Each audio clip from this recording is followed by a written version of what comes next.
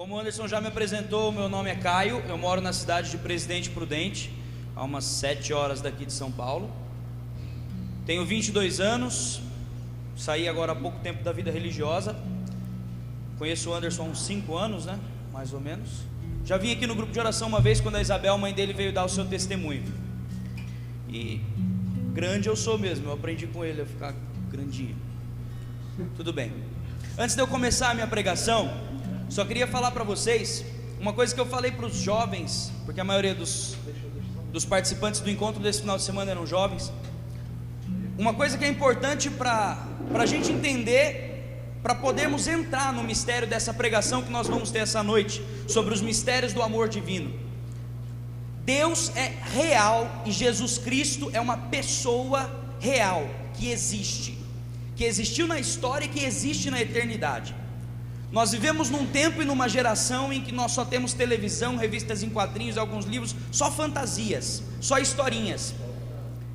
E nós, quando nós nos convertemos a Deus, quando nós começamos a pensar em Deus, ou antes de nos convertermos mesmo, quando a gente pensa em Deus, quando a gente ouve algumas pregações, palestras, alguma coisa assim, a gente tende a olhar para a história dos santos, a olhar para a história de Nossa Senhora, a olhar para a história de Jesus Cristo mesmo, a olhar para os mistérios de Deus e para os mistérios que a igreja nos ensina sobre Deus, como mistérios de fantasia, como uma metáfora inventada pela igreja para que nós pudéssemos entender a moral da história, a moral da coisa. Não tem uma moral da história de Jesus Cristo. Jesus Cristo é alguém, é uma pessoa viva, real, existiu, morreu, ressuscitou e está vivo.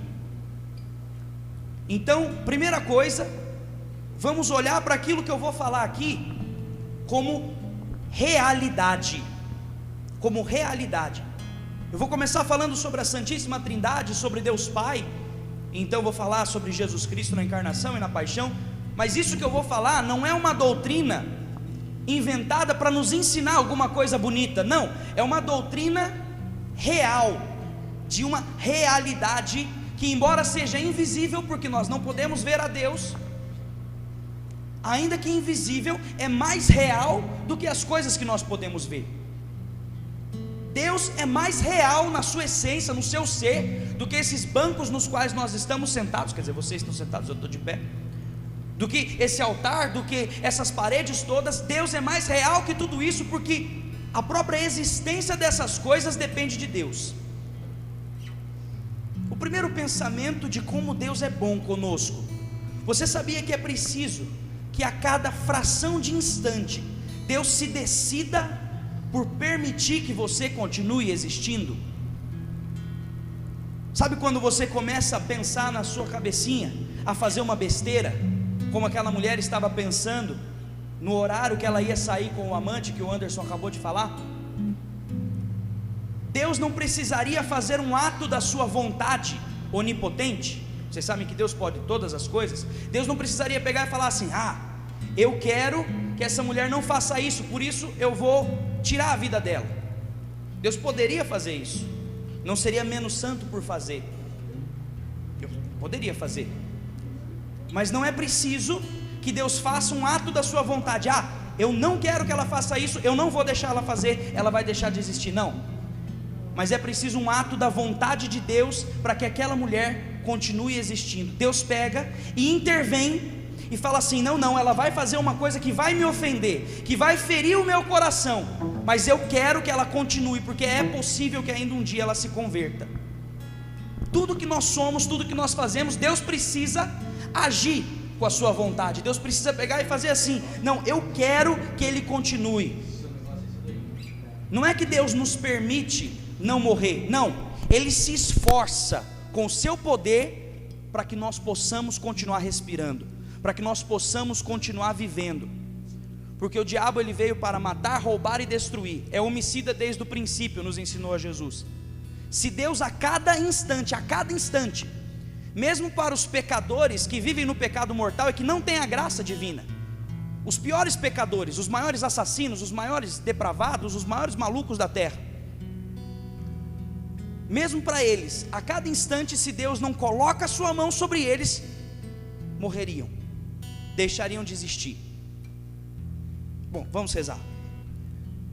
de rezar, só lembrando então. Realidade. O que nós vamos falar são coisas reais. Deus é real. E a doutrina que nós pregamos é algo real, é uma doutrina real, viva. É a doutrina do próprio Deus, não é uma história. Ave Maria, cheia de graça, o Senhor é convosco. Bendita sois vós entre as mulheres, e bendito é o fruto do vosso ventre, Jesus.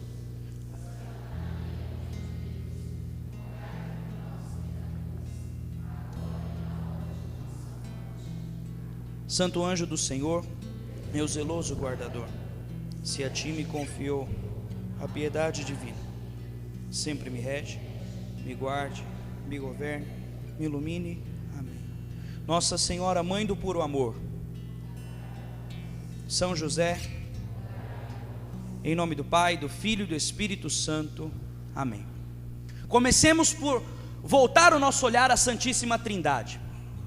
Hebreus capítulo 12, versículo 28 nos diz que Deus é fogo e fogo devorador.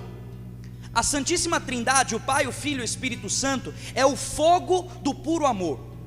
No início dos tempos, quer dizer, antes mesmo de haver tempo, na eternidade, o Pai amava o Filho no Espírito Santo, o Filho amava o Pai no Espírito Santo, e o Espírito Santo era o amor do Pai no Filho, do Filho no Pai, era puro amor.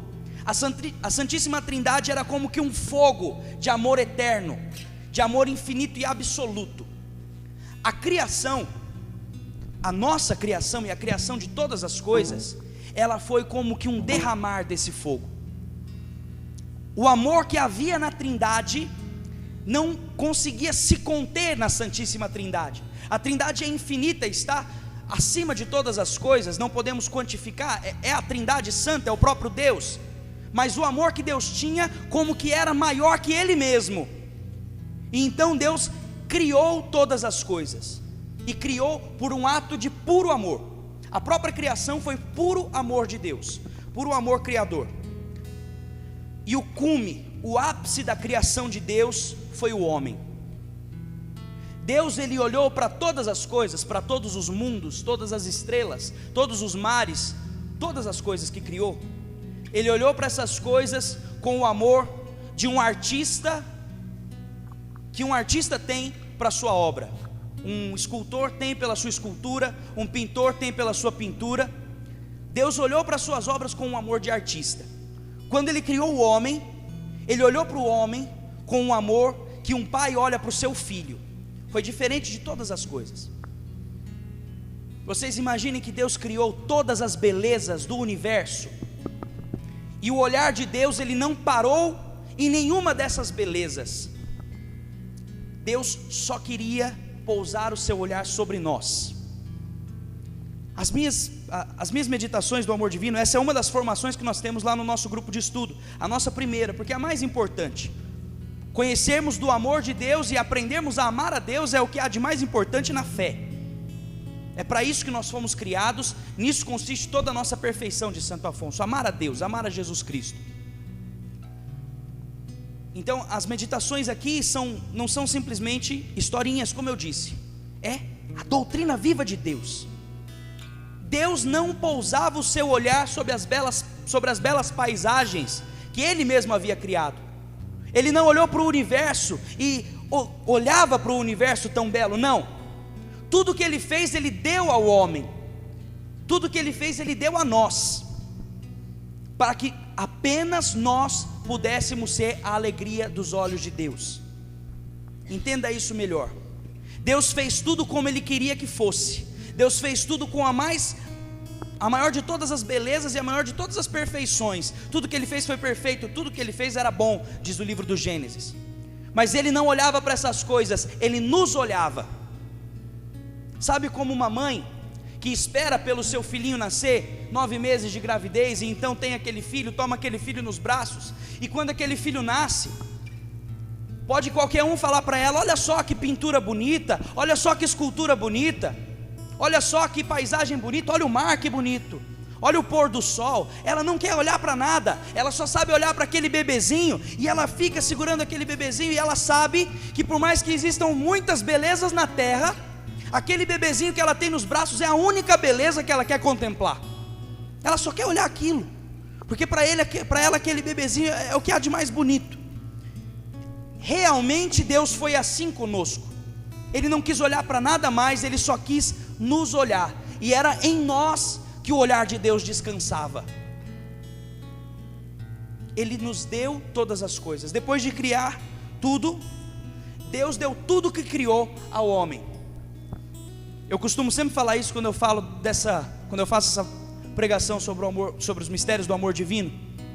As meninas, elas costumam ficar toda engraçadinha, ficar meio engraçadinhas assim, se um rapaz pega uma rosa ou uma outra flor bonita e dá para ela, mesmo que ela não goste muito do menino, ela fica meio assim com aquele gesto, ela gosta disso. De fato, Deus nos entregou na mão todas as rosas e todas as flores de todos os jardins do mundo, porque tudo que Ele criou, Ele nos deu. Antes do pecado original, nós não tínhamos necessidade de trabalho, nós não tínhamos necessidade de esforço, de cansaço, de dor, de sofrimento, de morte. A morte não existia, só existia a vida, porque nós tínhamos a vida no próprio Deus. E tudo que Deus fez, Deus nos deu, porque Ele não queria nada para si Ele só queria, sabe o que? O meu e o seu coração.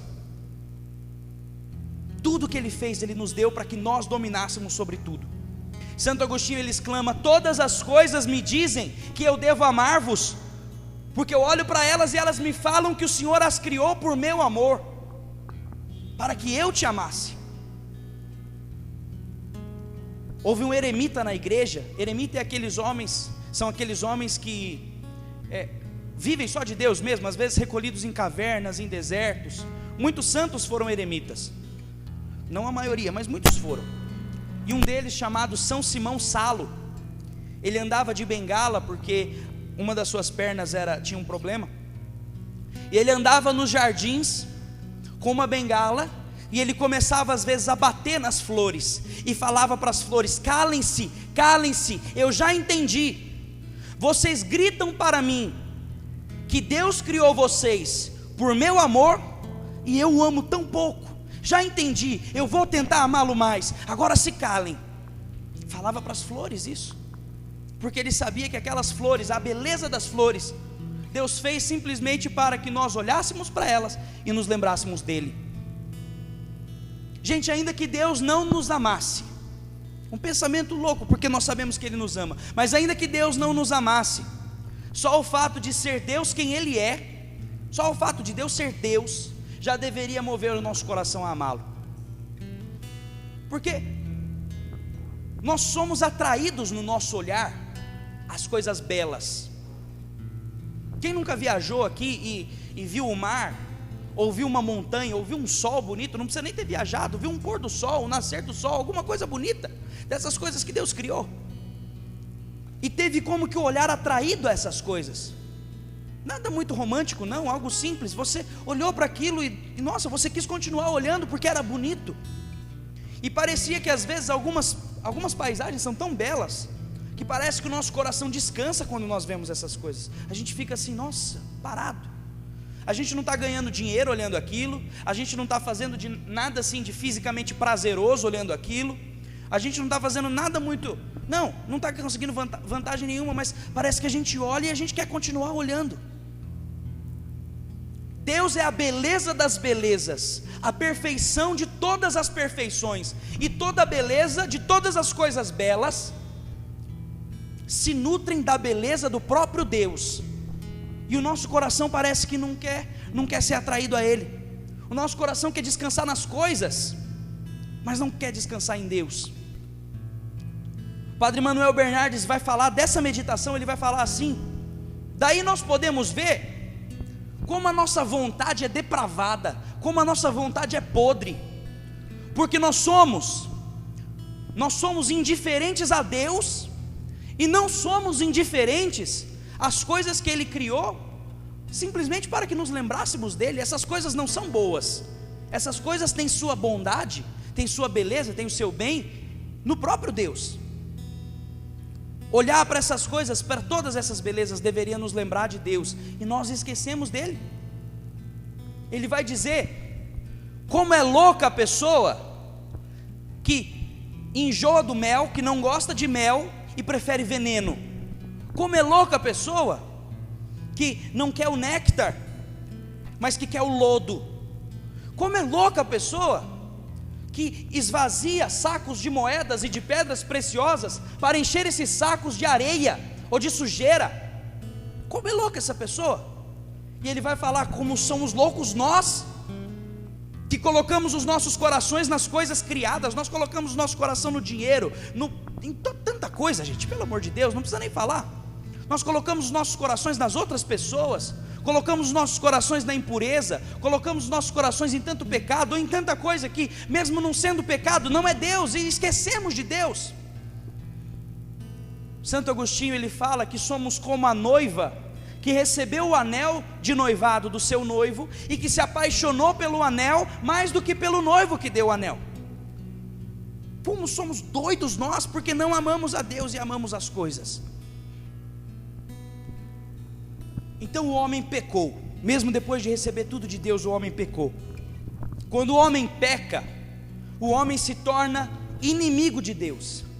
Nós não estávamos lá, mas Adão e Eva, nossos primeiros pais, eles deram essa resposta por nós, e nós vivemos sob o peso dessa escolha de Adão e de Eva.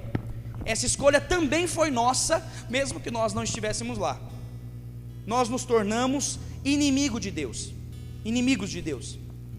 Santo Afonso, ele fala que no pecado o homem faz guerra a Deus, tenta matar a Deus, porque ele mesmo quer ser Deus. Nós sabemos que foi isso. A serpente tentou Eva dizendo assim: se vocês comerem desse fruto, vocês não vão morrer, vocês vão ser como deuses. O pecado dos homens é essa luta do homem de querer ser mais do que o próprio Deus, de querer ele mesmo mandar na sua própria vida, ele mesmo fazer suas próprias escolhas, ele mesmo querer decidir por si, ele mesmo traçar seus próprios destinos, seus próprios caminhos, e não depender de Deus para nada, ele ser seu próprio Deus. Ele se quis, nós queremos aí no pecado original nos tornarmos inimigos de Deus. Santo Afonso vai falar que nesse momento Deus se afligiu no céu. Deus, que não precisava de nada, que não precisava de nós, que poderia por um único atozinho, que não precisava nem contar um segundo, criar outra humanidade, criar outros homens, criar outros filhos.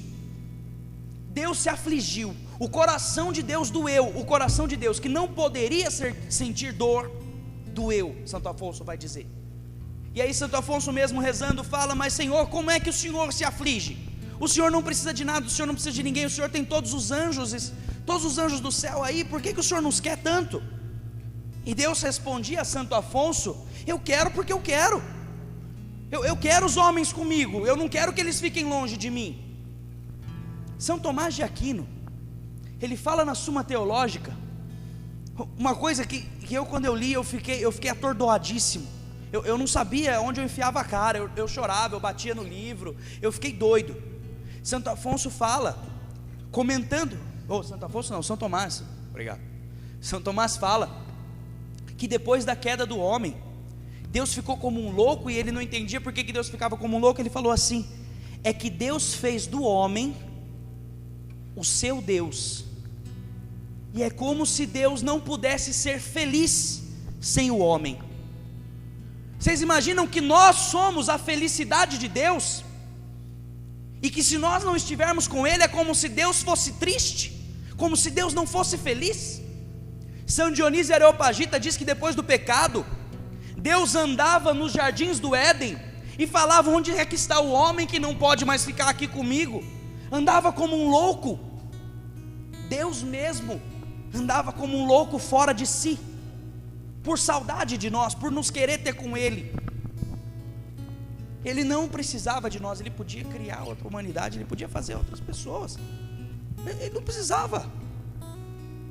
Quando os anjos pecaram, Deus não foi morrer por eles, e os anjos eram mais puros e tinham uma potência interior de serem muito mais do que nós como homens podemos ser, mas Ele nos quis como filhos, Ele não quis que ficássemos longe. Mas o pecado foi uma ofensa a Deus, que precisava de reparação. Deus é infinitamente justo e Deus não poderia, era impossível esquecer a ofensa que o pecado havia feito. era uma ofensa infinita que precisava de reparação, mas não havia homem nenhum que pudesse reparar essa ofensa. Nenhum de nós, nem todos nós juntos, não poderíamos reparar a ofensa do pecado. Mas Deus queria que essa ofensa morresse. Havia essa ofensa, mas também havia o coração de Deus. E o coração de Deus queria que a misericórdia vencesse a justiça, para que nós pudéssemos nos achegar de novo a Ele. Então Deus teve uma ideia que não foi quase que uma ideia, foi como que um grito do próprio coração de Deus: então eu vou. O filho dizia ao pai: eu vou lá morrer por eles. Só um homem poderia pagar o pecado da humanidade, não podia ser um anjo. E nenhum homem poderia pagar o pecado da humanidade, porque nenhum homem poderia reparar uma ofensa que era infinita, porque o pecado é um mal infinito. Nenhum de nós poderia reparar. Então Deus pegou e falou assim: eu vou me tornar homem. Eu, Jesus Cristo, o Filho, a segunda pessoa da Santíssima Trindade, eu vou me fazer homem e eu vou reparar essa ofensa, para que o homem possa voltar ao Senhor. O Filho decide vir para nos salvar.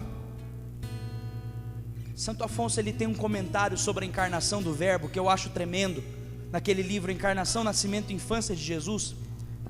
Nossa, ele fala que imaginemos nós que andamos na rua e vemos um vermezinho no chão. Um verme, sabe um verme, aquele bicho feio? Vemos um vermezinho morto no chão, atropelado, sei lá, com a barriga aberta, aquela coisa feia. Nós vemos um verme morto no chão.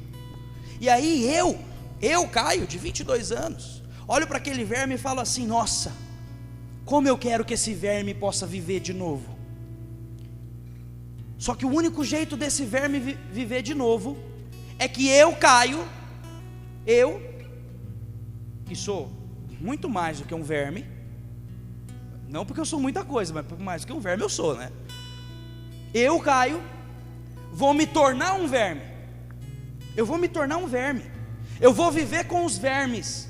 E depois eu vou pegar e vou deixar esses vermes me matarem, para que a minha morte, eu, tornado verme, a minha morte vai poder trazer vida a esse verme que eu vi morto no chão. Mas aí ele fala também que Deus está acima de nós, muito, muito mais acima de nós do que nós estamos acima dos vermes. Porque o verme é criatura, Deus não é criatura. Nós somos muito mais parecidos com os vermes do que parecidos com Deus. O abaixamento de Deus se tornando homem foi muito mais humilhação para Deus, abaixamento de Deus, aniquilamento de Deus, do que seria que se nós nos tornássemos vermes. Mas Deus fez isso. Não fosse a fé, disse Santo Afonso, não fosse a fé, nunca pensaríamos numa coisa assim. A gente acha que Jesus se encarnou, que Ele tinha obrigação de nos salvar. Ele não tinha. Ele se encarnou porque Ele quis dar da sua vida para que nós tivéssemos vida. Você imagina você dar do seu sangue e fazer uma transfusão de sangue, morrer inteiro para salvar um verme, para salvar uma barata, para salvar nada? Você não faz isso, ninguém faz isso.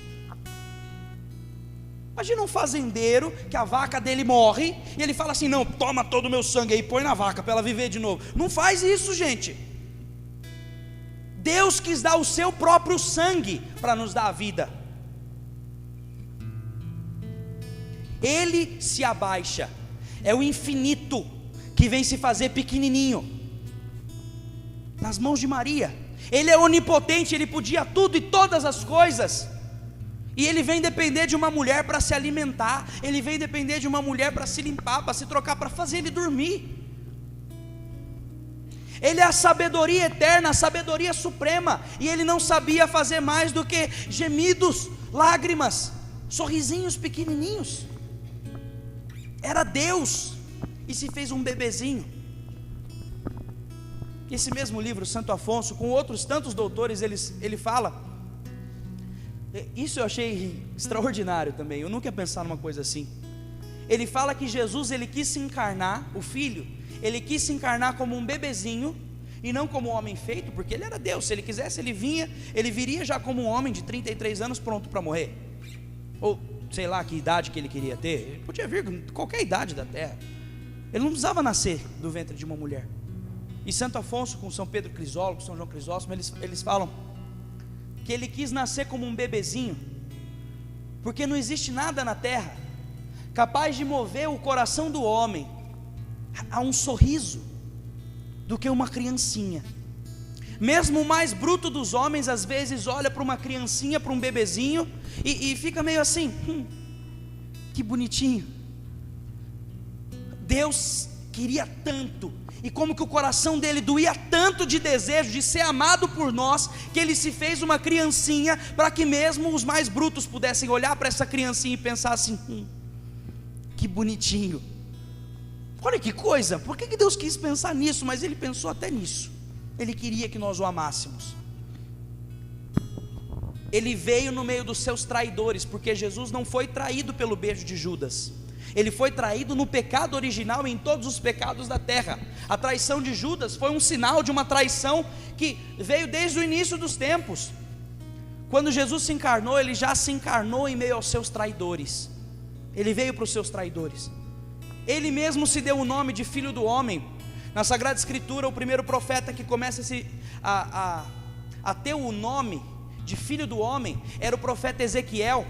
E era Deus que chamava Ezequiel de Filho do Homem, e chamava Ezequiel de Filho do Homem, para lembrar Ezequiel que ele não era nada, que ele era nascido de pecado, que ele era só homem e nada mais. E Jesus Cristo, como que ele mesmo se diz, ele mesmo se chama, eu sou o Filho do Homem, o Filho do Homem, porque ele queria se reduzir-se a si mesmo na condição de homem, de escravo, de nada, quase que se chamando assim de filho do pecado, mesmo que não tivesse pecado, e que Nossa Senhora era pura sem pecado. Mateus 20, 28, Jesus diz, e o Filho do Homem não veio para ser servido, ele veio para servir. Deus veio para nos servir. Vocês entendem isso? Que Deus veio para ser nosso servo. A carta dos Filipenses diz que Deus veio para ser nosso escravo. Era Deus e não precisava de nós para nada, e veio para nos servir, para ser nosso escravo. Olha que coisa maluca, meu Deus do céu. Deus nosso escravo. Se Jesus Cristo se encarnasse e falasse assim, olha, tá bom, vocês me ofenderam, houve o pecado, teve essa ofensa a Deus, tudo mais, eu estou disposto a esquecer tudo isso, a passar um pano no pecado e deixar vocês voltarem para o céu. Isso já seria um absurdo da misericórdia. Isso já seria um absurdo impensável, uma coisa assim totalmente fora do padrão. Não dava para pensar nisso, porque nós nunca poderíamos conquistar a nossa salvação. Se desde Adão todos os homens da terra só vivessem de oração, de jejum, de penitência e de lágrimas, nunca poderíamos ser salvos. Era algo que não é possível para nós merecer, não dava para merecer isso. Se Jesus pegasse e dissesse assim, tá bom, eu deixo vocês entrarem no céu de novo, isso já seria um absurdo da vitória da misericórdia do coração de Deus sobre a sua justiça. Mas Jesus, ele não vem oferecer a salvação, o que já seria muito. Jesus, ele vem praticamente suplicar para que nós nos deixemos salvar, não é verdade? Jesus vem suplicar pelo amor de Deus, deixa eu salvar vocês, pelo meu amor, né? Deixa eu salvar vocês. Ele vem e se faz nosso escravo, vive conosco, nos cura de tantas enfermidades, nos liberta do demônio. Não para nisso, ele se deixa torturar, ele se deixa vender, ele se deixa cuspir, ele se deixa morrer na cruz. Ele vem suplicar pelo amor de Deus, deixa que eu salve vocês.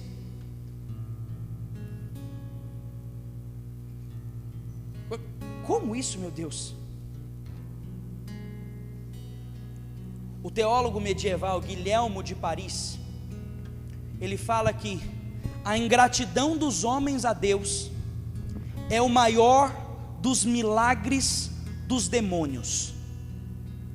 A ingratidão dos homens, a nossa ingratidão, a minha e a sua, é milagre dos demônios, porque não há nada mais natural do que amar aquele que nos ama.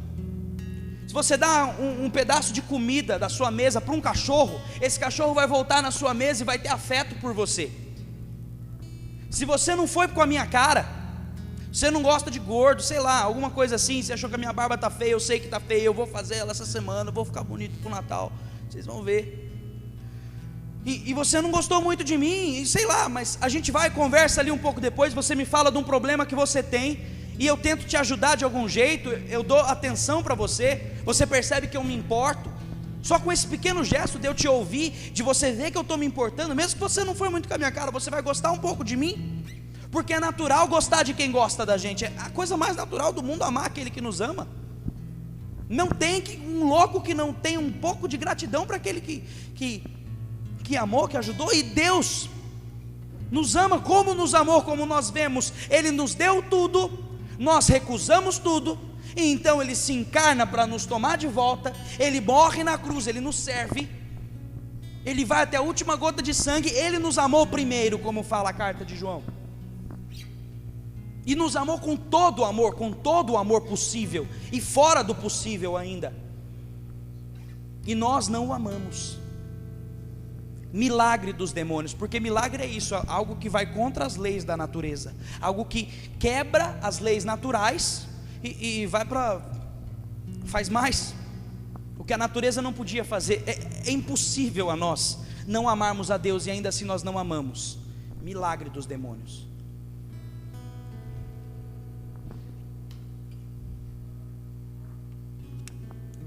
Beber água, né, gente? Pelo amor de Deus, deixa também.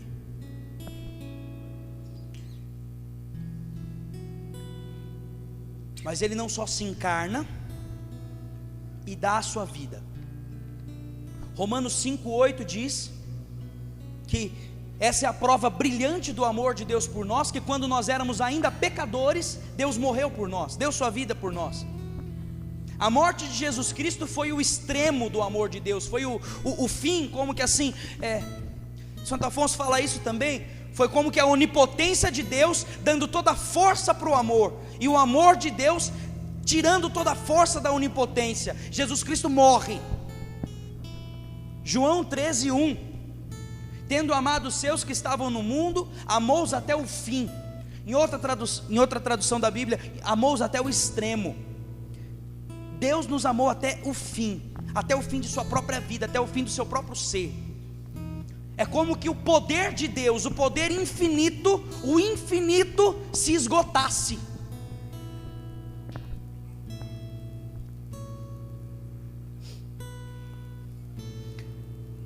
Um só suspiro de Jesus Cristo, uma só lágrima que Ele derramasse, as lágrimas que Ele derramou quando nasceu lá no estábulo de Belém, um só esforço do seu coraçãozinho humano, bebezinho, adolescente, qualquer hora que Ele quisesse, um só pequenininho esforço seria suficiente para nos salvar.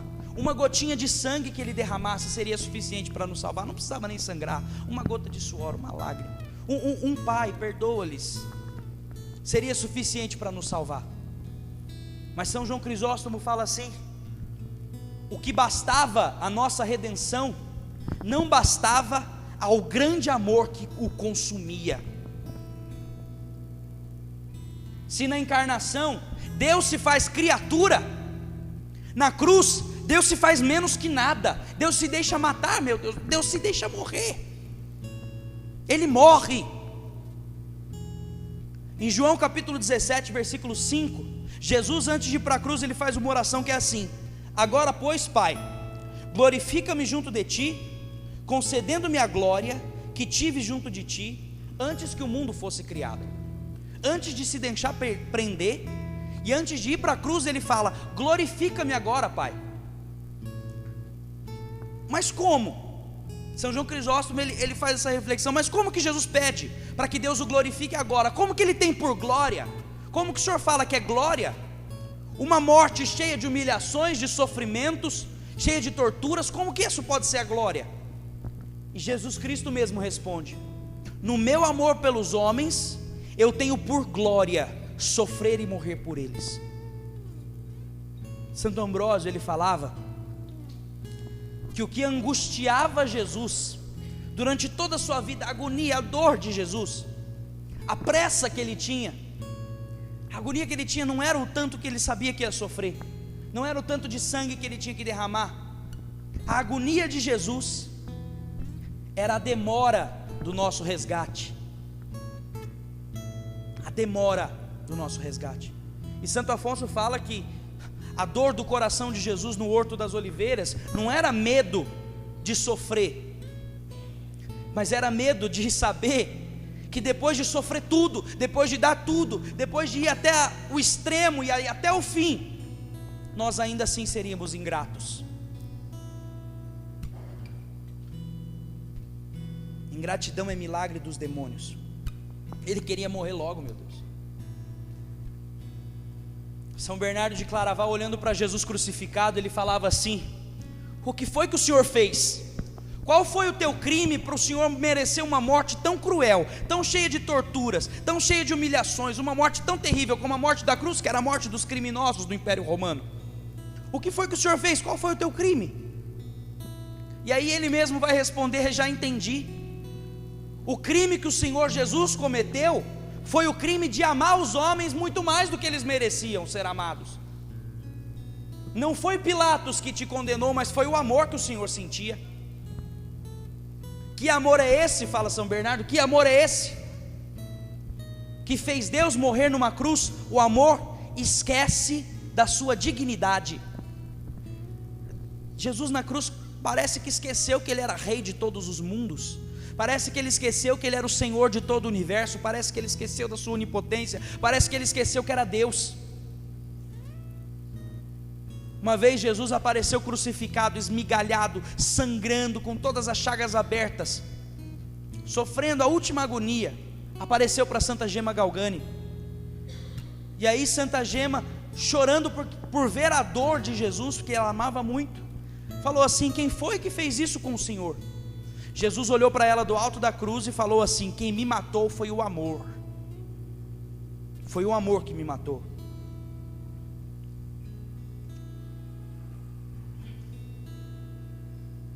Em João capítulo 12, versículo 32, Jesus fala: quando eu for elevado da terra, eu atrairei todos a mim. É como se Jesus quisesse ser levantado no alto da cruz, só para que no alto os homens pudessem olhá-lo melhor, pudessem vê-lo melhor. Ele queria nos atrair. São Francisco de Sales, ele fala que na cruz Deus quis morrer assim, a pior das mortes, porque assim Ele colocaria o nosso coração como que numa prensa. Ele apertaria e espremeria o nosso coração, e poderia quase que forçar o nosso coração a amá-lo. Ele quis nos atrair para conquistar o nosso coração, para que nós o amássemos, para que nós vivêssemos por seu amor. Olha o que fala aqui o Padre Manuel Bernardes, que é um autor do século XVI ou XVII, não sei, mas é um autor católico, um autor espiritual assim, muito fecundo, tem uns escritos muito belos. Eu vou lendo aquilo que ele escreve, e aí a gente vai pensando, vai meditando um pouco junto. Tenho para mim que, se fosse possível representar imagem da ingratidão como a nossa, quem a visse morreria. Se nós pudéssemos representar uma imagem, fazer uma imagem que representasse a nossa ingratidão a Deus, essa imagem ela ia ser tão feia, tão terrível, que só de olhar uma imagem da nossa ingratidão, nós morreríamos. É possível que não há o homem de amar a um Deus que morreu por ele de amor? Para Cristo nos mostrar o coração, Ele abre o seu coração por meio de uma cruel lançada, e nós, os pecadores, que fomos amados de graça, recusamos dar a Deus o nosso coração. Para nos abraçar consigo, Ele estende os braços o quanto pode, à custa de ficar com cravos em um madeiro. E nós fugimos de abraçar o Senhor, e vamos abraçar a nossa perdição e a nossa desgraça.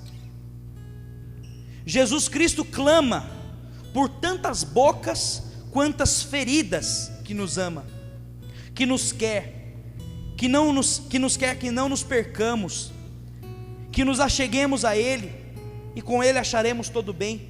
E nós, duros, rebeldes, insensíveis, se o clamar nos entra por um ouvido, o clamor de Deus nos entra por um ouvido, sai pelo outro. Não teremos com uma pessoa tão digna como o próprio Cristo os bons termos que se devem a qualquer outra pessoa que com seu amor nos obriga. Alguém tão digno como Jesus Cristo nos amou assim, e nós não tratamos a Jesus Cristo com o amor que trataríamos qualquer um que nos amasse.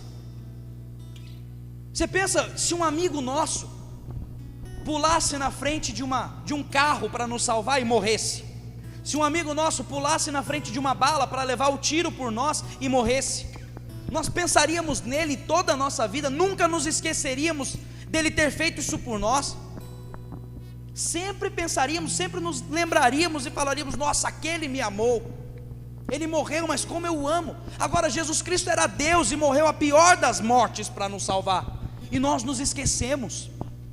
Fala o padre Manuel Bernardes que cada ferida do corpo de Jesus era uma boca pela qual ele gritava por nós.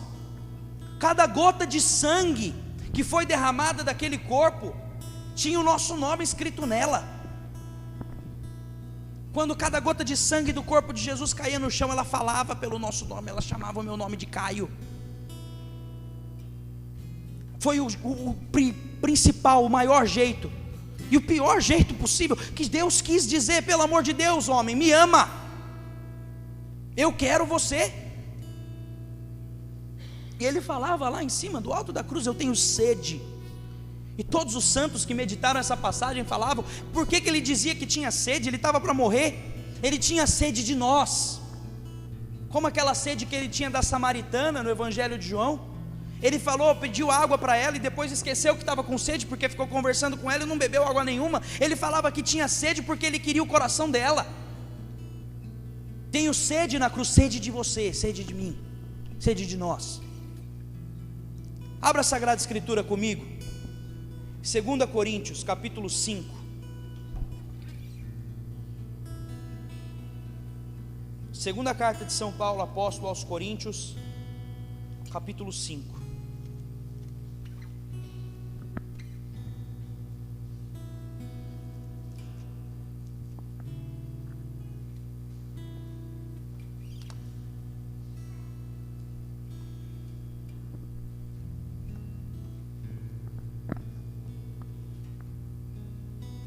Segunda Coríntios, capítulo 5, versículos 14 e 15. Todos acharam? Bom, se não achou não tem problema, depois você acha.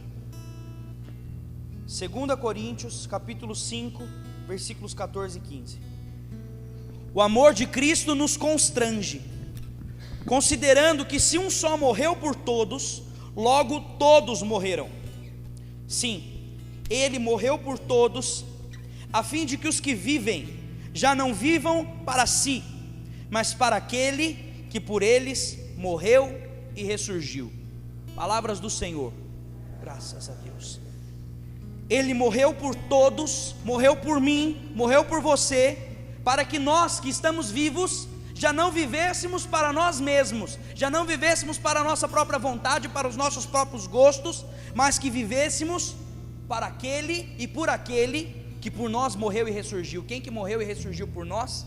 Jesus Cristo, nosso Senhor. O amor desse Senhor Jesus Cristo nos constrange, nos deixa encabulados, nos deixa envergonhados de quão pouco nós o amamos. Ele morreu para que nós vivêssemos por Ele. A nossa vida está nele, verdadeira vida está nele, temos só nele. Colossenses 3:3, nossa vida está escondida com Cristo em Deus. Vidas nós só temos em Jesus Cristo, só temos em Jesus Cristo. Ele morreu para que nós vivêssemos por Ele.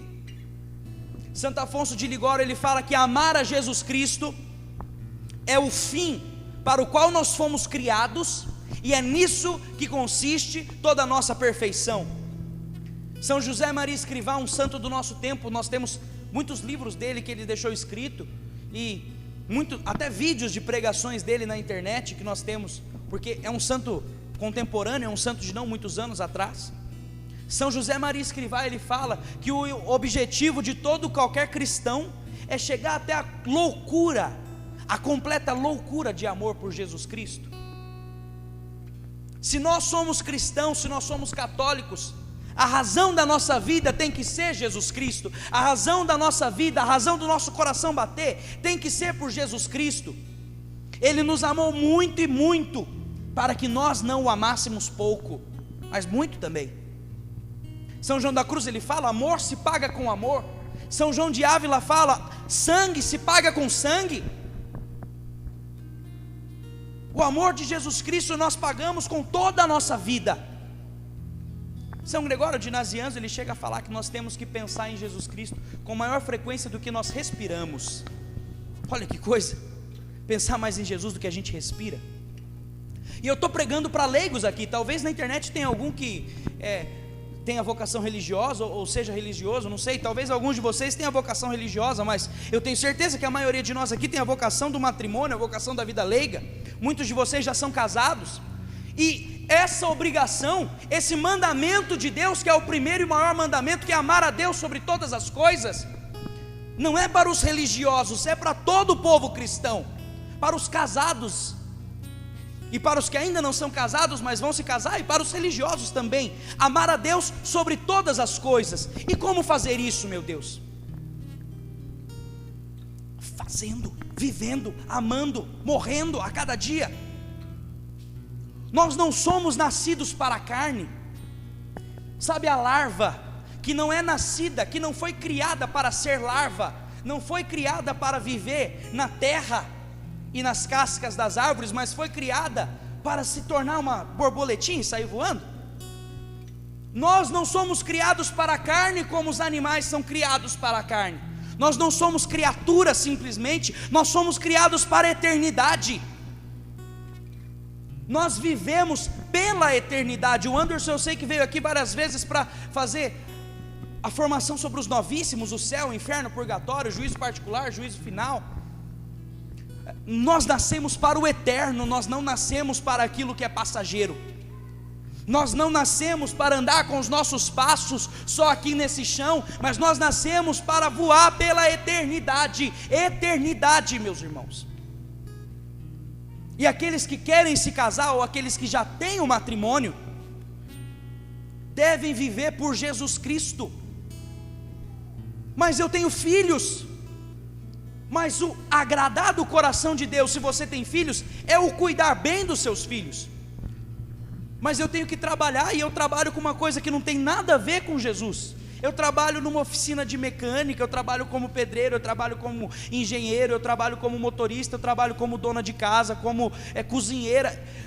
O trabalho não tem nada a ver, eu não consigo evangelizar ninguém no meu trabalho, mas você pode fazer tudo o que você faz pensando em Deus.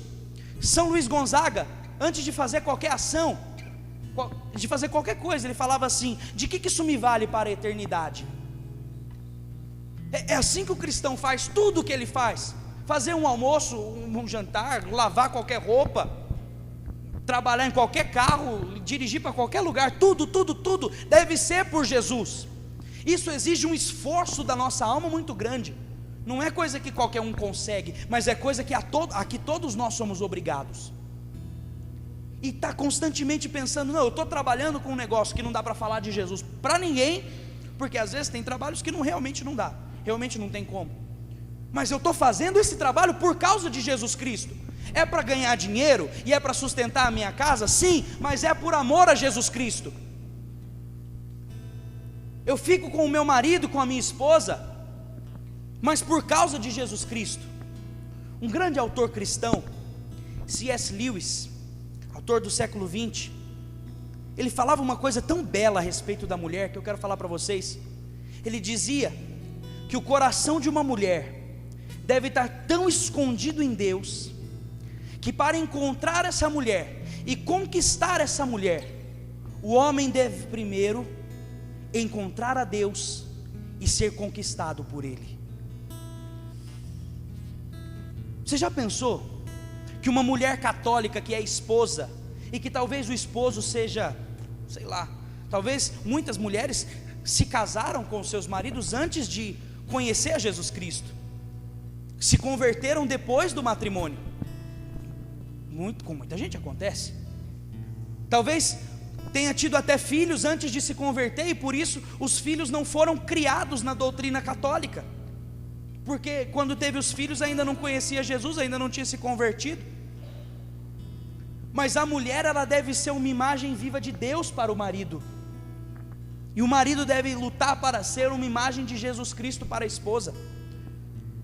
Para conhecer e conquistar o coração da mulher, deveria o homem primeiro conhecer e ser conquistado pelo coração do próprio Deus. Já pensou, mulher, que você precisa que o homem, que o seu esposo enxergue em você a Santíssima Virgem Maria, enxergue em você Deus? E também o homem deve ser imagem de Deus para a sua esposa. Não é uma doutrina minha, não foi uma coisa que eu inventei. São Paulo fala isso no capítulo 5, na carta aos Efésios, quando ele compara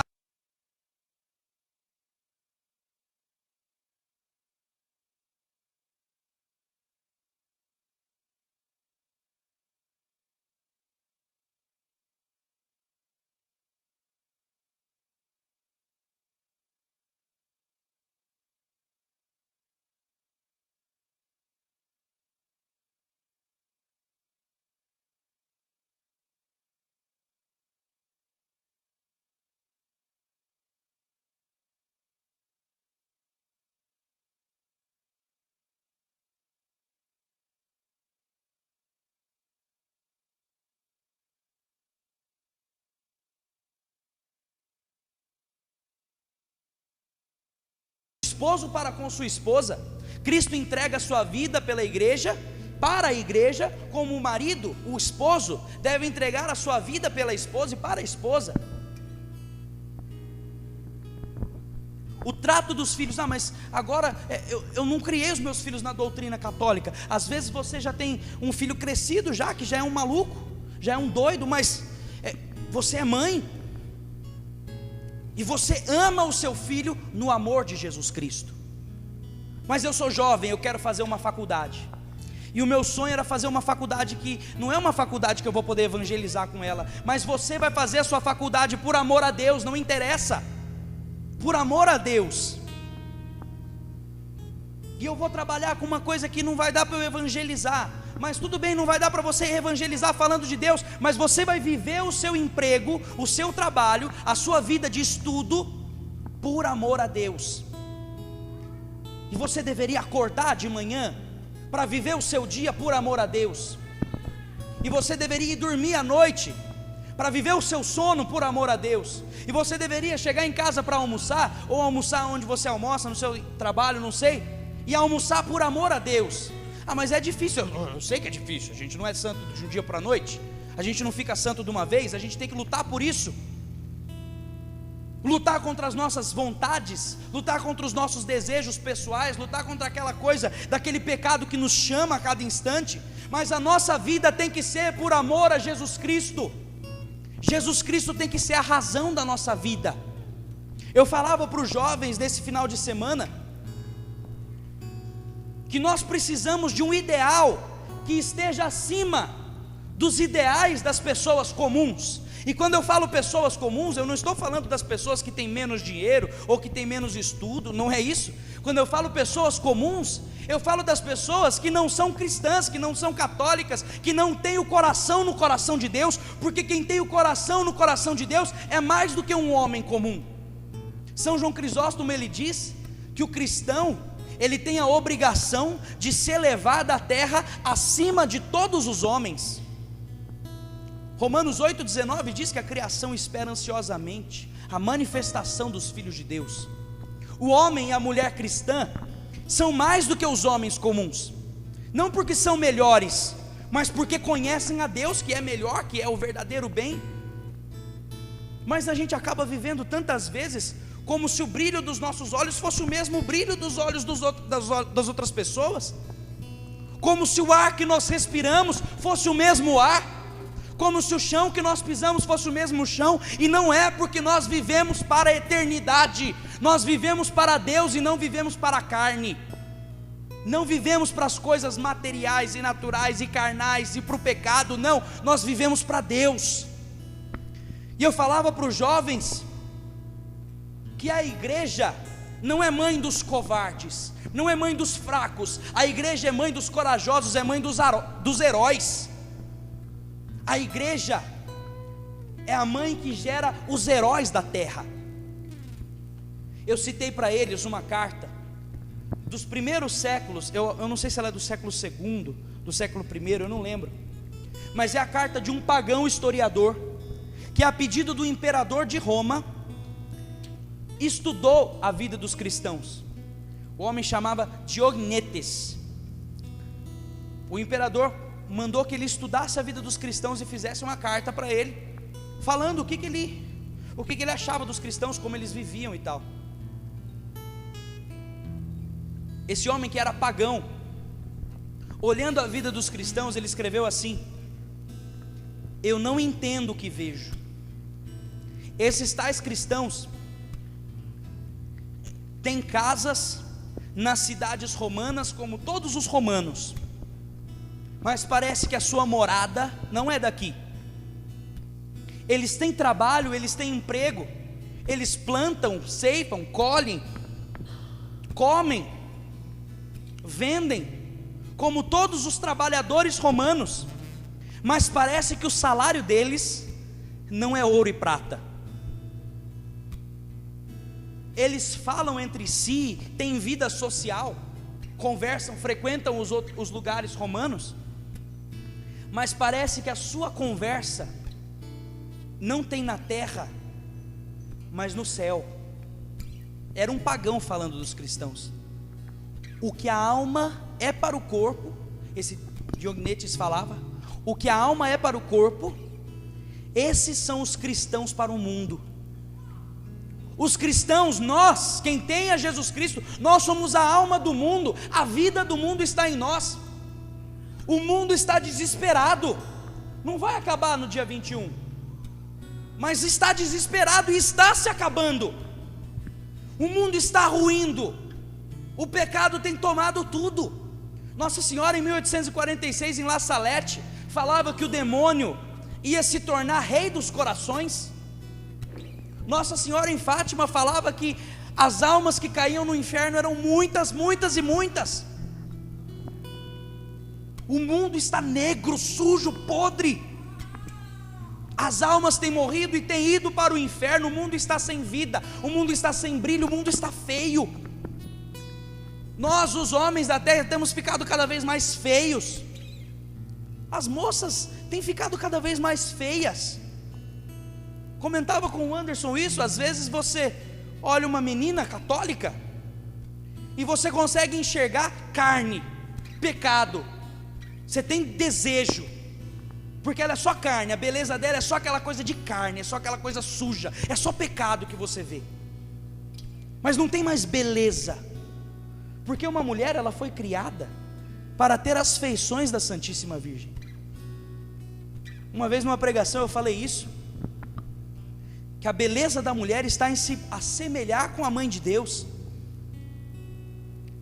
Eu não sei o que aconteceu, porque eu estava falando, era um grupo de jovens que fazia em círculo assim, e eu comecei a pregar sobre isso, sobre a pureza das mulheres, e eu falava que as meninas, elas tinham que ter a semelhança da Virgem, e eu começava a gritar e tal, as meninas têm que ser parecidas com Nossa Senhora, elas não podem ser parecidas com o pecado, não podem ser parecidas com os demônios, não podem ser carne. E quando eu virei para o lado assim, entrou não sei de onde 3 meninas extremamente mal vestidas, com aquelas roupas curtas e apertadas e terríveis. E eu vi assim, eu peguei e fiquei meio parado assim, o que eu falei agora? Porque eu não vi elas entrando. Eu comecei a falar exatamente a hora que elas entraram por trás de mim, não sei por onde. Mas eu estava falando aquilo e elas precisavam ouvir também, porque, meu Deus do céu, o mundo está feio, só tem pecado. A gente olha para todo lugar e a gente vê pecado. Como ser santo agora?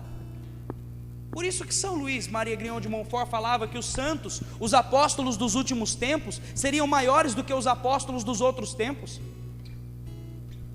Os santos da última hora seriam mais santos do que os santos de todas as outras horas, porque ser santo agora, aqui no que a gente vive, é muito difícil, mas é a nossa missão, e não é uma missão que, se nós cumprirmos, nós vamos estar fazendo um favor a Deus.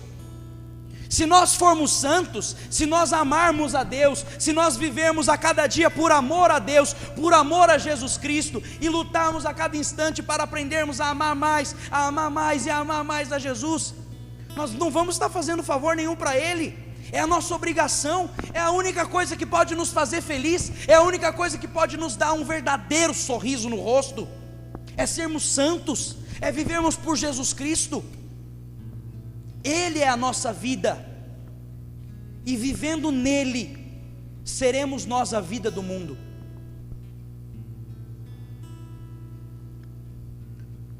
Eu vendo a situação dos jovens de hoje, principalmente os jovens, porque os jovens são como que aquele grito de toda a sociedade, né?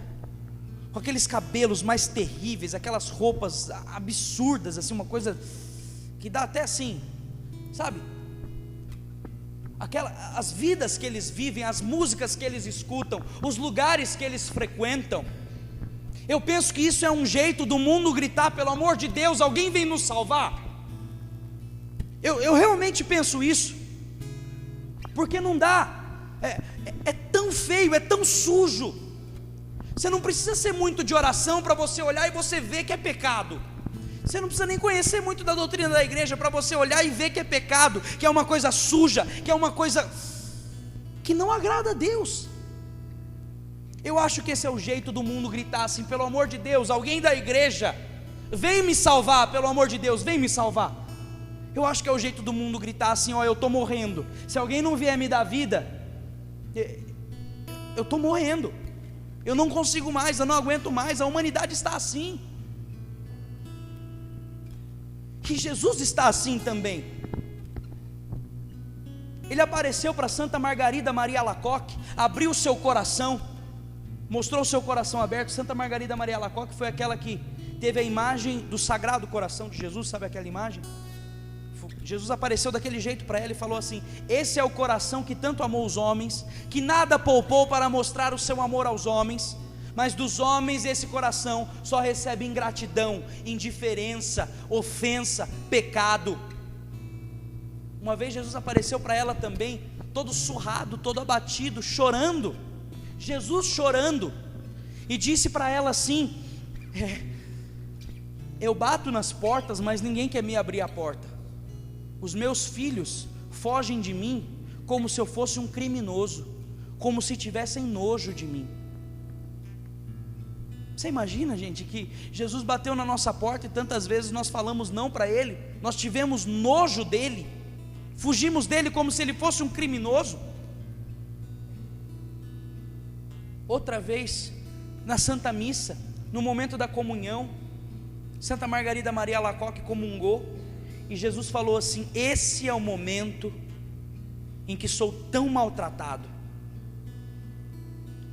Eu quero nesse momento morar nos homens, e eu moro neles, mas me são indiferentes. Olha o que Jesus falou para ela. Ele fala assim: é como derramar o meu sangue sobre cadáveres podres. Aqueles que me recebem não me amam.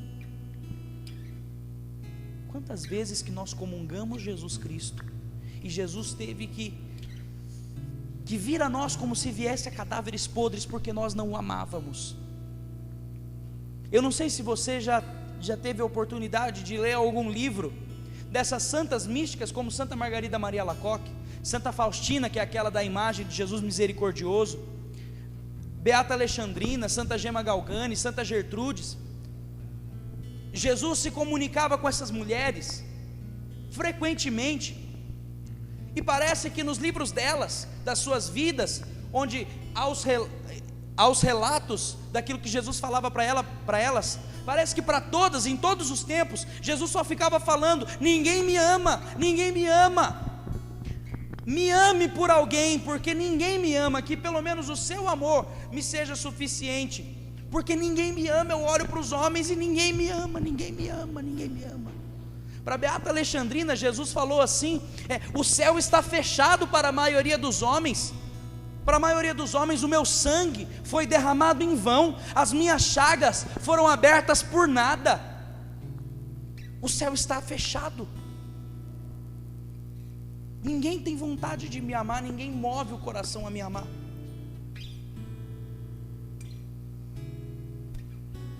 Entreguemos o nosso coração a Deus, amemos a Jesus Cristo.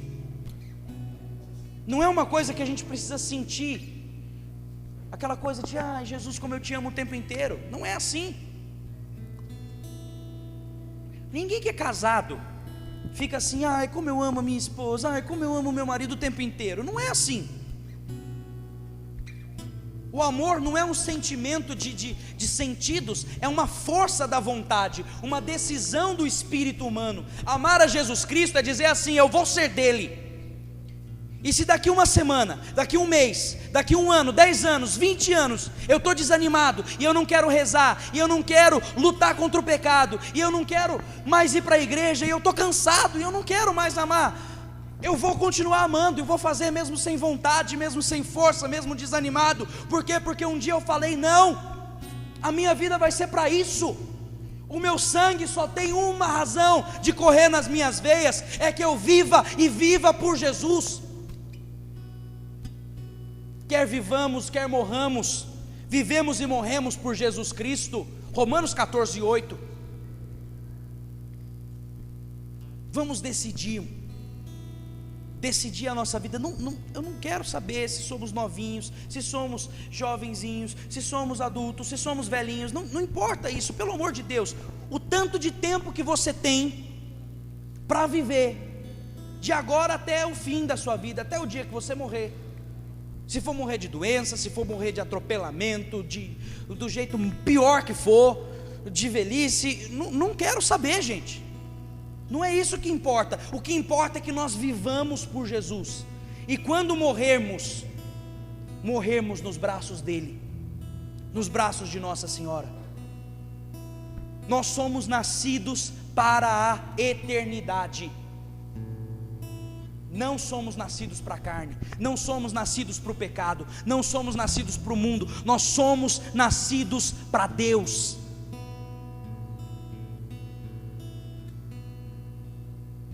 Amemos a Jesus Cristo.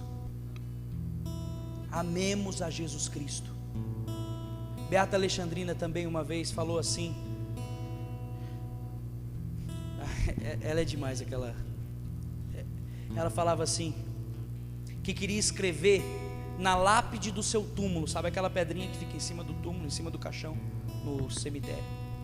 Queria escrever na lápide do seu túmulo: pecadores, se o meu corpo vos for útil para vos converter, vinde ao meu túmulo e pisai-o.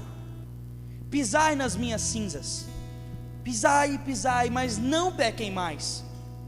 Jesus é tão bom. Amai-o, amai-o, amai-o, amai-o, amai-o. E é Jesus que diz: eu tenho sede, dá-me o teu coração.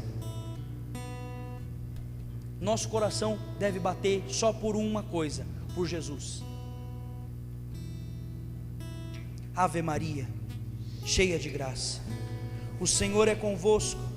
Bendita sois vós entre as mulheres, bendito é o fruto do vosso ventre, Jesus. Santa Maria, Mãe de Deus, rogai por nós, pecadores, agora e na hora de nossa morte. Amém. Antes de nós rezarmos e cantarmos por amor de Jesus, eu quero dar uma lição para vocês, uma lição de casa para vocês fazerem, já que o grupo de oração vai entrar de férias. Acontece que muitas vezes a gente não sabe cultivar uma devoção, cultivar uma vida interior, e aí às vezes para de ir para o grupo de oração e para de rezar, porque parece que nada aquece mais o nosso coração, né?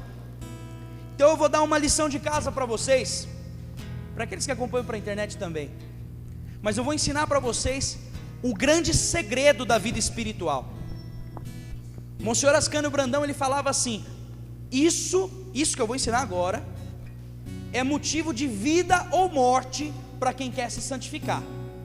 Arranje o tempo, tire o tempo do almoço, tire o tempo do recreio, tire o tempo das brincadeiras, tire o tempo da televisão, tire o tempo de onde for necessário, mas arranje o tempo para fazer isso. É o maior segredo da vida espiritual é o que há de mais importante: a meditação. Não a meditação daquele tipo de meditação oriental, de ficar fazendo, não é isso. A meditação das coisas espirituais. Se você, hoje nós não estamos com a livraria aí, se você teve a oportunidade de comprar algum livro do Anderson outras vezes que ele veio, ou algum livro espiritual, você pode usar esse livro que você comprou. Se você não comprou esse livro e não tem ninguém para emprestar, você usa a Sagrada Escritura. Pega o Evangelho e você vai fazer o seguinte: todos os dias, por 15 minutos ou por meia hora, mas no mínimo 15 minutos, você vai pegar um trecho do Evangelho, esses trechinhos que são bem menores do que o capítulo, sabe, assim, que tem o título e aí termina e chega outro título. Você vai pegar um trechinho disso daí, ou um trechinho do seu livro espiritual, você vai rezar uma Ave Maria, vai pedir ao Espírito Santo que te ajude, e então vai ler aquele trecho bem devagar. Depois de ler aquele trecho, durante 15 minutos, você vai pensar sobre aquilo que você leu.